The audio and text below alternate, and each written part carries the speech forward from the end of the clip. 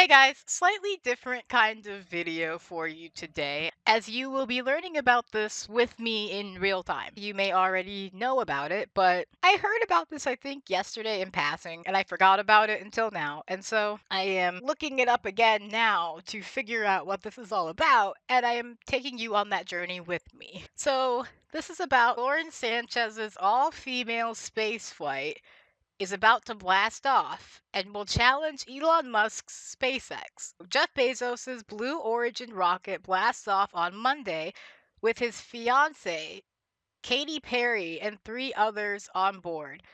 But is it more than just a stunt? So, first of all, I just had a moment there where I had to realize that they were not saying that Katy Perry is Jeff Bezos' fiance. Because I was like, wait, what the fuck? No, they are saying his fiance, Katy Perry, and three others are going to be on this flight. I think was Gail King one of the other ones? Jeff Bezos is blasting his bride to be, Lauren Sanchez, and her guests to space on Monday. A plan that might, under other circumstances, contain mixed messages. A crew of six women, Amanda Nguyen, a civil rights activist who will become the first Vietnamese woman to fly to space, the CBS Morning's co host, Gail King, okay, the pop star Katy Perry, sure. Film producer Carrie Ann Flynn, entrepreneur and former NASA rocket scientist Aisha Bowe, and Sanchez, a journalist and philanthropist, will blast off on Blue Origin's New Shepard rocket from the company's launch site 30 miles north of Van Horn, Texas, on an 11-minute suborbital flight to the edge of space and back. Look, I'm not like anti space travel. I wish we could solve more problems here on Earth before we start trying to explore the cosmos or whatever, but that's just, whatever. I don't really understand the purpose of this flight. It's an 11-minute flight. It seems like a publicity stunt, but I don't really understand what for. Is it just to challenge Musk a little bit? Is it just rich guys like measuring their dicks, Like, is that what's happening here? Because okay. Though billed as the first all female crew to reach the Kármán line, the internationally recognized boundary of space at an altitude of 62 miles, it is not technically so. The cosmonaut Valentina Tereshkova flew a solo mission to space in 1963. But Tereshkova didn't blast off with the accoutrements afforded the new ladies of space. We're a crew, they reportedly shouted in unison at a photo shoot for Elle magazine, each rocking an all black power look. The magazine noted that this will be the first time anyone has been to space with their hair and makeup done. Who would not get glam before the flight? Sanchez remarked. Perry added, space is going to finally be glam. Let me tell you something. If I could take glam up with me, I would do that. We are going to put the ass in astronaut. All right. Okay. Um, but trips like these raise questions. Are they anything more than joyrides, and do they need to be? King said she had a lot of trepidation. I still do, but I also know it's very interesting to be terrified and excited at the same time. I haven't felt like this since childbirth, because I knew childbirth was going to hurt, but it's also stepping out of your comfort zone.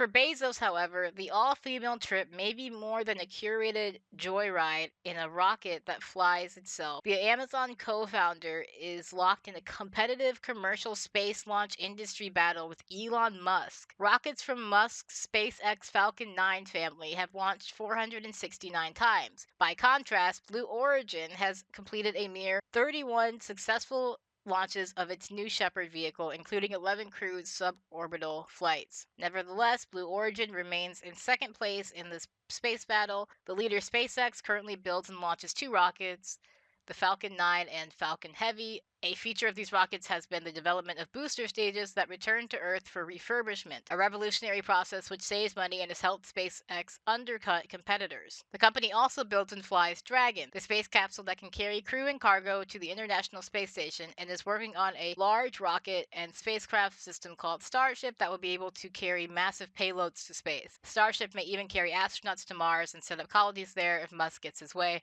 Okay. This is the kind of shit where you start to lose me. I don't think we're gonna be fucking going to Mars in this lifetime. Elon Musk thinks it's gonna happen in like the next few like decades or whatever. I don't think it's gonna happen in our fucking lifetime. I still am not convinced that that is happening in my lifetime, and I'm younger than Elon Musk. I mean, I have a better chance of seeing it than he does, but I don't think it's gonna happen in either of our lifetimes. As it stands, Musk's SpaceX is the competition's undisputed leader. It regularly sends astronauts into orbit, while Bezos's Blue Origin has yet to launch anyone beyond the outer edge of space.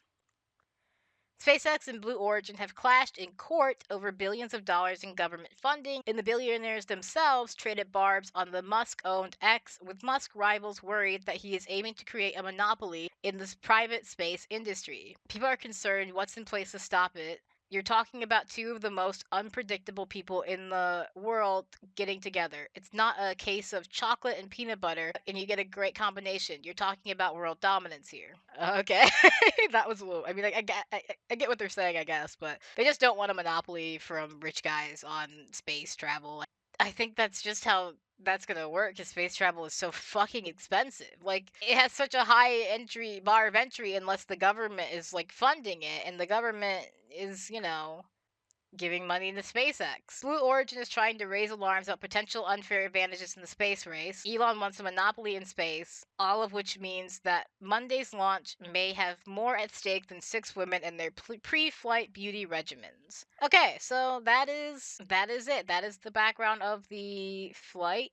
A little bit of a deeper look into it, at least according to the Guardian here. This is weird to me. Like, to the point where I give my thoughts now, I guess. This is very weird to me. I get it from the idea of it's two guys who are both interested in space travel, and one doesn't want the other one to have a monopoly on space travel, so he's trying to keep working on his own shit and pushing the envelope and trying to play catch up basically at this point with Musk. But I'm confused why these women have been chosen for this trip. Other than one of them is Bezos's fiance. It was weird to find out Katy Perry was going to be on a spaceship going to space soon and then coming back. And then Gail King is another weird one for me that I don't really understand. It's like stunt casting in a Broadway show, you know? I understand why it happened, but it doesn't necessarily mean that it needed to happen or that it was a good thing that it happened. That's just the kind of gist I get from this, is it feels like stunt casting a little bit. I'm not going to drag this on much longer. I did just want to kind of delve into this and take you along with me as I read this article and gave my thoughts on some of this stuff. Again, it's interesting. I mean, I'm all for getting in Musk's way. I'm all for anybody who wants to make Musk's life more difficult. So if Jeff Bezos wants to compete with Musk for government contracts and wants to try and space race Musk to Mars or whatever, go for it, Make his life miserable. Make him sweat a little bit. But I don't think he is. I think that's the problem. I think he's not able to like close the gap between where Musk is now and where his company is. And I mean, I hope that he does, for the sort of competitiveness of it, I guess, but ultimately Elon Musk kind of already has a bit of a monopoly on space travel. Like at the moment, he is very much the face of that whole industry as far as like the world is concerned. I feel like even if he's not necessarily respected in that regard, he is the face of it. He is the person that people think of when someone talks about going to Mars now. People are going to think about Elon Musk, not Jeff Bezos. I'm not sure that Bezos can really make up the difference, but if he can, more power to him. I'd love to see Elon sweat a little bit. I'd love to see Elon get nervous. I'd love to see Elon get flustered. Thank you for coming on this weird little journey for me as I figure out what the fuck is happening tomorrow as these women are shot up into space for a few minutes. Also, I think it's just like it's hard for me to care about people going to space for like 11 minutes because we just had people go to the International Space Station and bring back two astronauts who had been in space for like ever. And it's like you're doing this right after that happened. You're overshadowed a little bit. When people think of like 2025 and like space and space events that happened earlier in the year, I think they're going to think of that before they think of Katy Perry and Gail King and a bunch of other people going to space for 11 minutes and then coming back. If that makes any sense too. Maybe you should have saved your all-star cast for a bigger moment, a longer trip or something, but that's difficult to do because they're not astronauts. They can probably only handle an 11-minute fucking flight. That's probably why they're doing it. What was their training? I'm very curious to know what their training was before going into this, if anything. Like, I want more details about the actual process of the flight. What are they going to be doing? Who's doing what, if anything? Like, is it just completely automated? Like, do they just get in there and sit there and look pretty for 11 minutes? I want to know. I want to know all the little bits and ins and outs of this fucking mission. Okay, I'm seriously gonna end it here. Thank you for watching. Like, comment, subscribe. Especially hit that subscribe button. I love to see the number go up. I love to see number go up. I am easy baby brain. Number go up, me happy. So make number go up for me, please. That's it. That's really it. Peace, love, and all that jazz. I will see you guys later. Have a nice day. Bye bye.